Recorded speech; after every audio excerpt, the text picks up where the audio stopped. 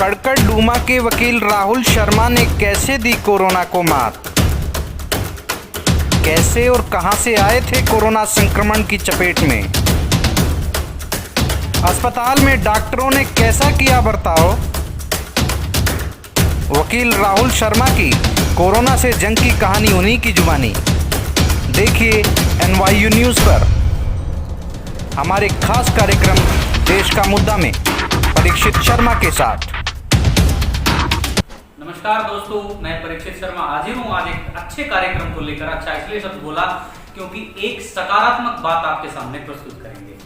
वो सकारात्मक बात ये है कि अधिवक्ता राहुल शर्मा को कोरोना हो गया था पिछले दिनों और वो उस कोरोना से जंग में जीत गए हैं। जी हाँ, राहुल शर्मा अधिवक्ता कड़कड़डूमा कोर्ट में प्रैक्टिस करते थे और वहीं पर या उसके आसपास वो जाते हुए कोरोना की चपेट में आ गए थे। पूरी बात क्या है उनसे बात करेंगे और साथ ही हमारे साथ दिल्ली हाई कोर्ट की मॉनिटरिंग कमेटी के मेंबर अशोक अग्रवाल जी दोनों हमारे साथ लाइन पर जुड़े हैं। आप दोनों मेहमानों का बहुत बहुत स्वागत है। बहुत बहुत स्वागत है आप दोनों का। आप सुन पा रहे हैं? शुक्रिया शुक्रिया जी नमस्कार। दोनों मेहमानों का बहुत बहुत स्वागत है। सबसे पहले मैं राहुल जी को मुबारकबाद देना चाहूंगा कि आपने एक कठिन जंग से जीत हासिल की है। तो आप बताइए कि किस प्रकार आपने ये जंग जीती। उससे पहले मैं ये पूछूंगा कि आप कोरोना की चपेट में आए कैसे? सर, जैसा भारत सरकार ने आदेश दिया, उन्होंने एक गाइडलाइंस निकाली कि सुबह 2 घंटे और शाम को 2 घंटे दुकानें खुलेंगी। आप जो भी अपनी जरूरत की चीजें हैं वो शाम को या सुबह मॉर्निंग में लेने जाएं और घर के बुजुर्ग लेने ना जाएं। मेरे घर में दादाजी और मेरी दादी हैं, मेरे पिताजी भी 62 ईयर्स के हैं। मैंने उन लोगों को भेजने के बजाय मैं खुद ही सामान लेने घर का लिए निकलता था। और इसी दौरान मैंने देखा कि सब्जी की रेडियो पे या फलों की रेडियो पे सोशल डिस्टेंसिंग मेंटेन नहीं हो रही है।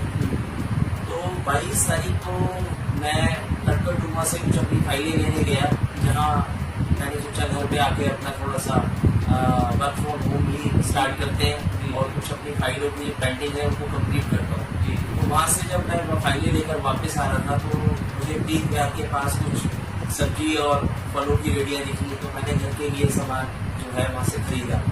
वहाँ पर मुझे कुछ ऐसा लगा कि सोशल डिस्टेंसिंग मेंटेन नहीं हो रही और कुछ लोग जान के उसमें जो है जानबूझकर उसमें सब्जी की रेडियो में आ रहे हैं और लोगों को टच कर रहे हैं। तो बट ऐसा होता है कि हम लोग अभी इतना ही हर एक किसी पे शक करेंगे या भेदभाव करेंगे लोगों का छूने छाने का, तो फिर आपको पता कैसे चला इस पूरे चैनल में जो आपका आना जाना सोशल डिस्टेंसिंग में घुस जाना पालन ना होना और घुस जाना बीच में, तो आपको कैसे पता चला कि आपको इन्फेक्शन कहाँ से हुआ है कोरोना वायरस? सर, क्योंकि लास्ट टाइम मैंने जो कड़कड़डूमा कोर्ट गया था और जिन लोगों से मिला था उन लोगों का भी टेस्ट हुआ और उनके भी नेगेटिव पाए गए। वहां से वापस आते टाइम जो मैंने सामान खरीदा है और मैं घर पहुंचा हूँ, उसके बाद मुझे सामान खरीदने के बाद मुझे वीकनेस महसूस हुई है। रात को 11 बजे मैंने एक मेडिसिन ली जिससे मेरा बदन शरीर जो है टूट रहा था। अच्छा। और नेक्स्ट डे दोपहर को मुझे बुखार आया। अच्छा, सबसे पहले आपको कमजोरी महसूस हुई, उसके बाद में आपको बुखार आया, फिर? जी सर। जी, फिर बुखार आने के बाद मैंने डॉक्टर से परामर्श किया, डॉक्टर से सलाह ली। उन्होंने मुझे सलाह दी कि आप जो मेडिसिन है डोलो इस वक्त वो खाइए, हो सकता है आपको वायरल हो। मैंने 2 दिन डोलो की गोली खाई बट उसके भी कोई आराम नहीं पड़ा। फिर मैंने डॉक्टर लाल पैंथर से कुछ टेस्ट कराए अपने KFT LFT। तो मुझे लगा शायद डॉक्टर्स ने बताया कि हो सकता है इन्फेक्शन हो। आप जो है कुछ और मेडिसिन एंटीबायोटिक वगैरह दी, उससे भी 3 दिन फर्क नहीं पड़ा। 5 दिन मैं घर में ही अपना रहा और अपना दवाइयाँ खाता रहा। ठीक है। 5 दिन के बाद फिर डॉक्टर्स ने जब मेरे को पूछा कि भी आपकी कैसी तबीयत है, मैंने बताया उनको, तो उन्होंने कहा आपको कोविड का टेस्ट कराना है। 28 को मैंने कोविड का टेस्ट कराया। तब आपने कोविड का टेस्ट कराया और उसमें आपका पॉजिटिव आया। चलिए यहाँ तक की बात आपने बताई, तो उसके बाद की बात बताइए कि यदि जब कोविड का आपने टेस्ट कराया उसके बाद का प्रोसीजर कैसे अप्लाई हुआ कि आप हॉस्पिटल में कैसे आए? हाँ, 29 को मैं 12 बजे से अपने जितने भी जो गाइडलाइंस थी, जो टेलीफोन नंबर नेट पे शो हो रहे थे। मैंने उन लोगों से संपर्क करा, मेरे फैमिली मेंबर्स ने संपर्क किया, तो उन्होंने बताया कि आप इन कॉन्टेक्ट नंबर पे बात कीजिए और अपने बारे में बताइए। मैंने सारे सरकारी बैंकों को बताया, बट किसी ने भी किसी प्रकार की कोई सुविधा या एम्बुलेंस की व्यवस्था नहीं हुई। उसके बाद मैंने मैक्स के अंदर पता किया, तो मैक्स के अंदर उन्होंने 11 लाख रुपए के लिए कहा कि भी 11 लाख रुपए। चलिए ठीक है, मैं दोबारा आपके पास आऊंगा राहुल जी। मैं अभी एडवोकेट अशोक अग्रवाल जी के पास चलूंगा। अशोक अग्रवाल जी, आप मॉनिटरिंग कमेटी के मेंबर भी हैं, तो इस प्रकार मैक्स अस्पताल 11 लाख 12 लाख मांग लेता है और बेड अवेलेबल ना होना और कोविड-19 का ढोल पीटना सरकार के द्वारा कि वो बहुत ज़्यादा सुविधाएं प्रदान करा रहे हैं, तो किस हद तक सच मानते हैं? ये धरातल पे तो कहीं दिख नहीं रही है।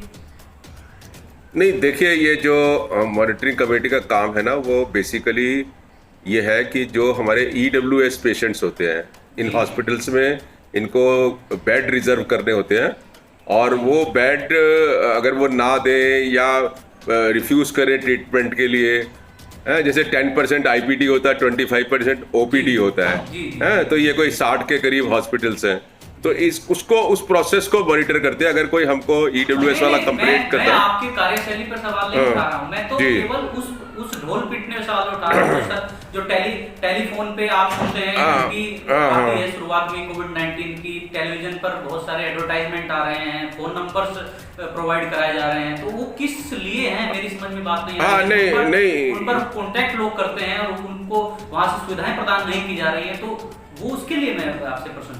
नहीं, ये बात सही है कि ये दिल्ली सरकार जो है वो 100% फॉल्स प्रोपेगेंडा कर रही है। जी। और जो असलियत है वो ये है कि लोग बड़े परेशान हैं और 1-1, 2-2, 3-3 दिन तक उनसे कोई कांटेक्ट नहीं करता है, और वो खुद अस्पताल चले जाते हैं तो अस्पताल वाले उनको एडमिट नहीं करते हैं।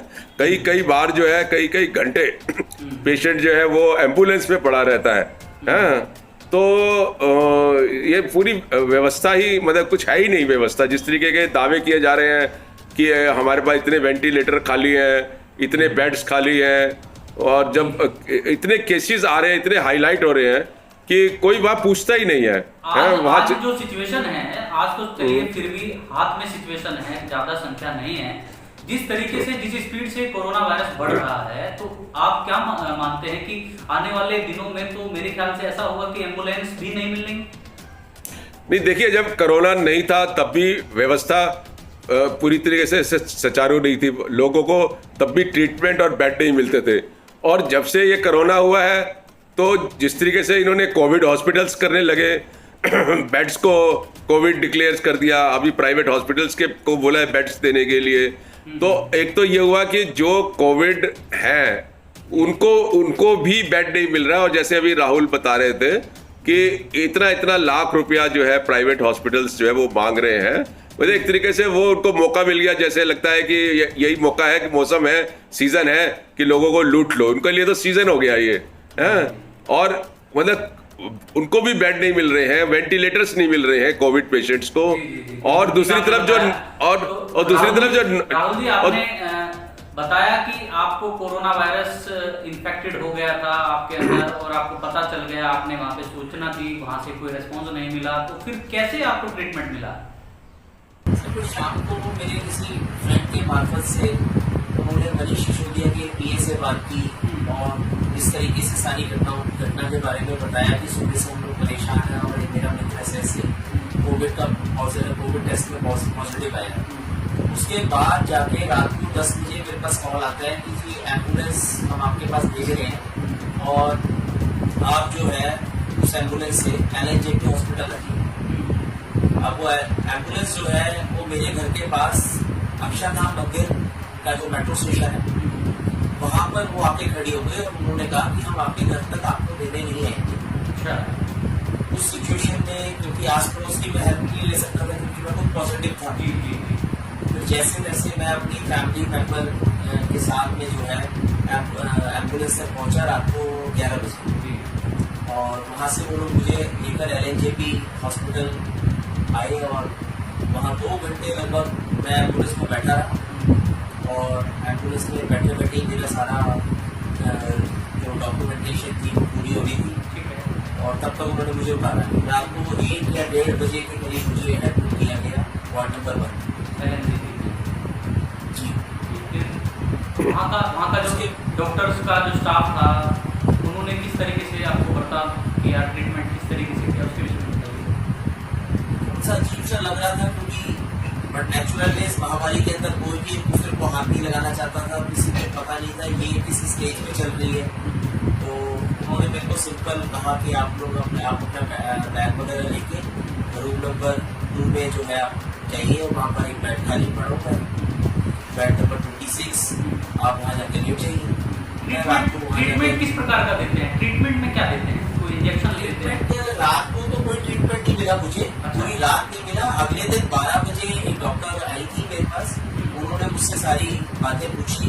उसके बाद मैंने उनको बताया, अपनी रिपोर्ट्स भी दिखाई मैंने, और उसके बाद उन्होंने मेरे को मेडिसिन देनी स्टार्ट की थी। फर्स्ट 3 to 4 डेज उन्होंने मेरे को पैरासीटामोल और एंटीबायोटिक में एमॉक्सिलिन 625 mg उसका कोर्स कंप्लीट कराया था। पहले कितने दिन?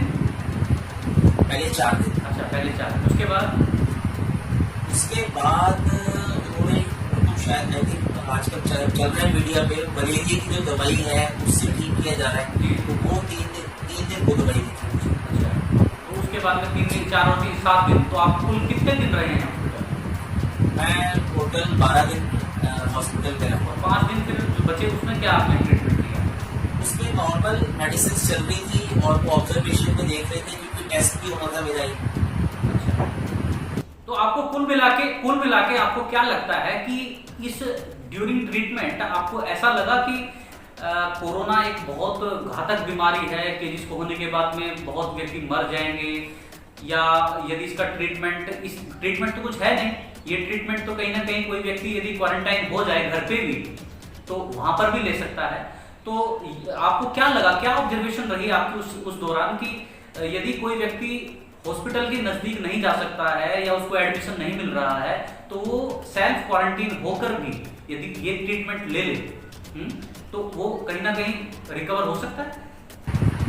सर, इसके अंदर जो मैंने देखा है वो स्टेज का सिस्टम है। अगर फर्स्ट स्टेज में आपको 100 के आसपास बुखार आता है, उस सिचुएशन में तो घर में अपने को सेल्फ क्वारंटाइन करके ठीक कर सकते हैं। ठीक है। बट मोर देन 102 मेरे को 3.5 बुखार लगातार 4 दिन तक आया, जिसको मैं घर पे कंट्रोल ही नहीं कर पा रहा था। और ये जो बुखार था ये इस तरीके से किया कि मेरी को दवाई खाली तो मेरा वो 99 आ गया, दवाई खाने के बाद भी वो 101 रहता था। तो इस सिचुएशन में मेरे पास क्या किसी भी पेशेंट के पास ऑप्शन नहीं रह जाएगा कि वो घर पे उठ ही नहीं सकता, बिल्कुल हॉस्पिटल जाना पड़ेगा ऐसी सिचुएशन में। तो अशोक अग्रवाल जी, यदि उधर तो हॉस्पिटल वाले एडमिट नहीं करेंगे, इधर सेल्फ क्वारंटीन लोग होने नहीं देंगे घरों में, क्योंकि वो कोरोना से पीड़ित है, वहां पर वो इन्फेक्टेड कर सकता है उन लोगों को, तो वो पेशेंट करेगा क्या?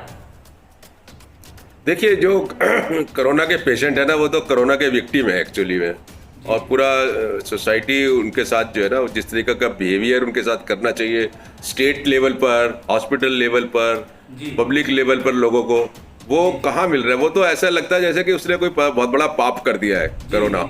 लोग उसको इस तरीके से देखते हैं जो बिल्कुल ही अनैतिक है और किसी भी तरीके से कोई ह्यूमन स्टैंडर्ड को वो जवाब नहीं देता है। तो ये बिहेवियर, अब दिक्कत ये हो रही है कि जो कोविड है उनको कोई फैसिलिटी नहीं मिल रही, वो फोन करते हैं कोई सुनता नहीं है, SHO ADM से बात करता है, वो कहता है SDM से बात करो, फलाना नंबर दे देता है, एक दूसरे को नंबर दे देता है, ऐसे 3-3, 4-4 दिन लोग घूमते रहते हैं। तो कहने का मतलब ये है कि ना तो यहाँ पे कोविड पेशेंट का कोई केयर हो रहा है इन जनरल है। राहुल ने सिसोदिया से बात करी उनके ऑफिस से, उन्होंने कुछ उसको किया, ना होती तो शायद हाँ क्या पता, बढ़ सकती हाँ।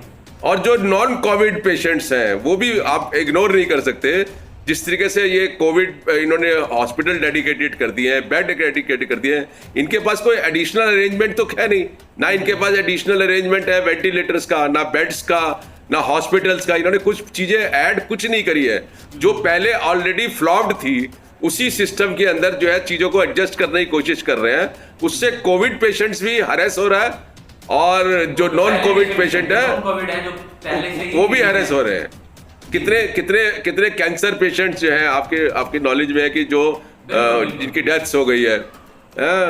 दूसरे तरीके के पेशेंट जिनकी सर्जरी होनी है वो वेट कर रहे हैं, और कोविड पेशेंट्स के लिए भी जो है बहुत ही मुश्किल समय है ये, जहां कोई भी सिस्टम जो है। अब देखो, एक और बहुत इंपॉर्टेंट चीज है कि अगर हॉस्पिटल के अंदर, सरकारी हॉस्पिटल के अंदर कोविड पेशेंट चला गया तो कोई उसका रिलेटिव तो मिल नहीं सकता उससे, नहीं मिल सकता। तो सरकारी सिस्टम के अंदर कुछ ऐसा नहीं है कि वहां का डॉक्टर रोज एक बार उनके रिलेटिव से बात करके ये बताए कि उसका स्टेटस क्या है। प्राइवेट हॉस्पिटल में तो फिर भी वो एक बार बात करते हैं, लेकिन गवर्नमेंट हॉस्पिटल में कोविड पेशेंट के बारे में कोई सिस्टम एस्टेब्लिश नहीं है कि वो उसके रिलेटिव्स को ये पता लगे। तो फिर रिलेटिव बेचारे पैनिक ही हो जाते हैं, कभी किसी को फोन करते हैं, कभी किसी को फोन करते हैं। तो ये एक जो स्ट्रांग और प्रो पेशेंट जो एक तरीके का सिस्टम होता है ना, वो टोटल फेल्ड है एक्चुअली।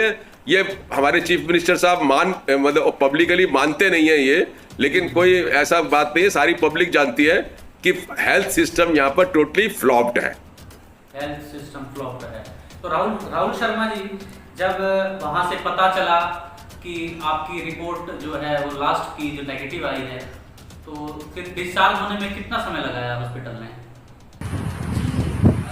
उसका रिपोर्ट नहीं आई थी मेरा, इन्होंने टेस्ट किया था 8 तारीख को। 8 तारीख के बाद टेस्ट की रिपोर्ट नहीं आई थी। इन्होंने बताया कि गाइडलाइंस आई है कि जिनको 7 दिन से या 5 दिन से सिम्टम्स नहीं है, हम उनको डिस्चार्ज कर सकते हैं। हमारे को ये गाइडलाइंस आई है। डॉक्टर्स, क्योंकि डॉक्टर्स को जैसा ऊपर से आदेश होता था, डॉक्टर्स उस हिसाब से काम कर लेते। वहां पर जो मैंने थोड़ा सा देखा कि डॉक्टर्स इलाज करना चाहते हैं, बट स्टिल उनके पास चीजें नहीं है। उनके पास जैसे मैंने देखा कि मैंने उनसे बेडशीट मांगी, तो डॉक्टर ने बताया कि ये मेरे पास बेडशीट नहीं है सर। तो मैंने अपने फैमिली मेंबर से किसी से अप्रोच लगा के जो हॉस्पिटल का गेट है वहां पर जो है बेडशीट मंगवाई, और जैसे डॉक्टर्स ने कहा कि आप गर्म भाप लीजिए। अब मैं गर्म भाप लूँ कैसे, वहाँ पर कोई इक्विपमेंट ऐसा मेरे पास नहीं था। तो मैंने घर से जो है स्टीमर मंगवाया, मैंने वहाँ पर जो है कैटल मंगवाई, इलेक्ट्रिक कैटल। इतनी दुखद बात है कि भारत जैसे देश के अंदर जो अपने विकास का ढोल पीटते रहते हैं दिल्ली सरकार की, हमने ये कर दिया है, वो कर दिया है, स्टीमर तक उनके पास नहीं है। कितनी दुखद बात है। डॉक्टर साहब मुझे बार बार उन्होंने मुझे मतलब समय समय पर अवेयर करते रहे मुझे। डॉक्टर्स का रोल पार्ट अच्छा था वहाँ पर, बट उनको प्रॉब्लम सिर्फ एक आ रही थी कि उनके पास सरकार की तरफ से कोई चीजें मुहैया नहीं कराई जा रही है। जैसे नॉन वूवन बैग की एक शीट होती है, वो शीट्स उन्होंने कहा कि भाई हम आपको दे देते हैं। फर्स्ट 2 डेज तो उन्होंने मुझे दे दी थी वो शीट, बट देयर आफ्टर फिर मेरे को 5 दिन तक शीट नहीं दी। और जैसा मैं वहाँ पर बाकी और चीजें भी थी, खाने पीने का सामान था, वो हमें पता लगा कि भाई टाटा ग्रुप ऑफ कंपनीज की तरफ से पेशेंट्स के लिए खाने पीने में क्या प्रोवाइड कराया जाता था आपको? सर खाने पीने में प्रॉपर खाना आ रहा था, डाइट अच्छी आ रही थी। वो जैसा पता लगा था स्टाफ की तरफ से कि भाई Tata group of companies, Ratan Tata ने सारा पेशेंट्स के लिए खाने का अरेंजमेंट कराया है। और सुबह मॉर्निंग में फ्रूट्स आते थे, और जैसे ब्रेड है, कंप्लीट डाइट जो न्यूट्रिशन होता है वो कंप्लीट आपको दिया जा रहा है। जी जी जी, खाने का सारा। इस समय कैसा आपको महसूस होता है? इस समय तो कोई समस्या नहीं होती? सर नहीं, वहाँ से जब मैं आया था तो मुझे 14 डेज का क्वारंटाइन करके भेजा था उन्होंने, और वो 23rd को मेरा क्वारंटाइन पीरियड जो है खत्म हो गया था। उसके बाद मैंने डॉक्टरों से बात की, उनसे पूछा कि भैया मेरा सेकंड टेस्ट आप लोग कैसे करेंगे या मैं कहाँ से कराऊँ, तो उन्होंने कोई सटीक जवाब नहीं दिया। तो अब भी कैसे, क्योंकि मुझे भी कल को ऑफिस ज्वाइन करना पड़ेगा, कल को कोर्ट खुल जाएगी, तो हर आदमी के दिमाग में एक शक रहता है कि भाई ये अभी भी पॉजिटिव तो नहीं है।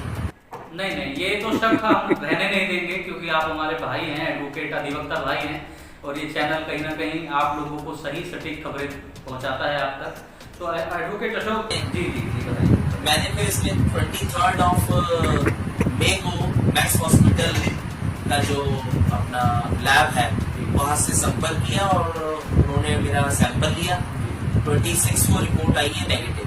अच्छा, बहुत अच्छा, बहुत अच्छा। चलिए, भगवान का बहुत बहुत शुक्र कि आप दोबारा अपनी फैमिली में इसी तरीके से निरोग लौट पाए। और कुछ कहना चाहेंगे आप? बस बस सर मैं ये कहना चाहूंगा सब लोगों को कि सब लोग घर पे रहें, स्वस्थ रहें और बहुत ही ज्यादा जरूरत है तो घर से बाहर निकले, अननेसेसरी लोगों से मिलने की कोशिश ना करें और जितना हो सके ये जो किट्स वगैरह बनाई गई है, मास्क, ग्लव्स जितने भी बनाए गए उनका उपयोग करें, ज्यादा सैनिटाइजर का यूज वहीं करें जहां आपको लगता है कि साबुन या पानी की हमारे पास व्यवस्था नहीं है। ठीक है। एडवोकेट अशोक अग्रवाल जी, कोर्ट खुल जाएंगी, अधिवक्ताओं को काम रोकना पड़ेगा, बहुत सारा रश होगा और सोशल डिस्टेंसिंग का भी कहीं ना कहीं पालन होते होते बच जाएगा। तो ऐसी सिचुएशन में जहां पर डेली इंक्रीज हो रही है मरीजों की संख्या, किस तरीके से कैसे कंट्रोल हो पाएगा कोरोना? बड़ा सा सीन सामने आता है। नहीं, बहुत समस्या है। तो राहुल को हम मुबारकबाद देते हैं कि वो ठीक हो गए हैं और ठीक ही रहेंगे, हमें पक्का पता है। दूसरा ये कि सरकार ही हमारी पैनिक है, सबसे ज़्यादा सरकार पैनिक है और फिर उसके साथ पब्लिक भी पैनिक हो गई है। अब सरकार टाइम टू टाइम उसको खुद पता नहीं होता, एक कोई डिसीजन ले लेती है, ये हॉस्पिटल कोविड कर दो, नेक्स्ट 15 दिन के अंदर 15 घंटे के अंदर कहती है इसको कोविड से हटा दो। और सारा मतलब कोई जो एक समझ होती है सरकार के पास काम करने की, सरकार वाली जो समझ होती है वो कहीं भी मुझे को दिखती है। तो इसलिए बहुत सारी प्रॉब्लम है। तो इसलिए अब देखते हैं, हमारी कोर्ट्स भी काफी चिंतित हैं, जजेस भी बड़े चिंतित हैं, लॉयर्स भी बड़े चिंतित हैं। तो आएगा हिट एंड रन, कुछ ना कुछ रास्ते निकलेंगे। समस्या तो बढ़ी रही है और इस समय कोई रास्ता निकलता नजर नहीं आ रहा है। आप देख रहे हैं कि लॉकडाउन का पीरियड भी हर 14 दिन बढ़ जाता है और इस बार भी क्या कुछ होगा ये भी नहीं पता। कोई क्लैरिटी नहीं है एक्चुअली, गवर्नमेंट के पास कोई क्लैरिटी नहीं है, डे 1 से कोई क्लैरिटी नहीं है। एक आदमी कुछ सोच लेता है और उसको ऑर्डर कर देता है। वो उसको ये जरूरत नहीं समझता कि भाई मैं कुछ जो एक्सपर्ट लोग हैं उनसे बात कर लूं, उनकी समझ के साथ चलूं। तो एक तरीके से अजीबोगरीब यहाँ पर जो है ना आदेश सेंट्रल गवर्नमेंट के या स्टेट गवर्नमेंट्स के जिस तरीके से आदेश आ रहे हैं, लोग बड़े पैनिक में और किसी को कुछ समझ में नहीं आ रहा। लोग दिमागी तौर पे जो है ना एक तरीके से दिमागी तौर पे बीमार हो रहे हैं। फिर भी आप मेडिकल लाइन से जुड़े हुए हैं और बहुत सारे मरीजों की हेल्प भी करते हैं, तो 60 सेकंड में आपकी क्या सलाह रहेगी हमारे व्यूअर्स के लिए?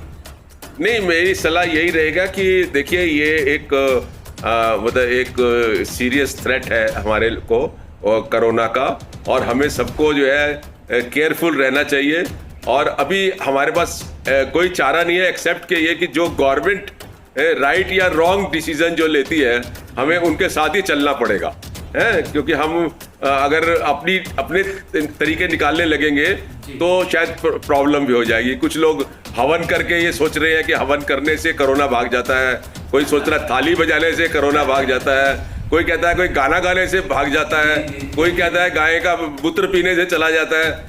तो लोग अपनी जो समझ है वो जरा कंट्रोल में रखें और जो सरकार जो भी निर्देश देती है उसमें बहुत सारे बाद में पता लगेंगे कि डिसीजन ठीक नहीं थे, लेकिन इस वक्त मुझे लगता है कि उनको हमें बहुत ही जो है मेटिकुलसली हमको फॉलो करना चाहिए और आगे आने वाले वक्त में फिर डिसाइड होगा कि क्या ठीक था क्या नहीं था, लेकिन अभी हमें कोरोना से जो है ना जीतना है।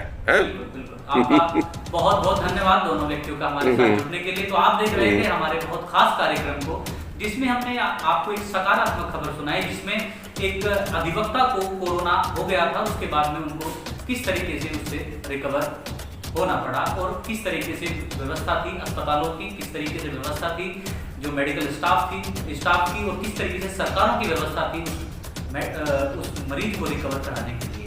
तो आप देखते रहिए NY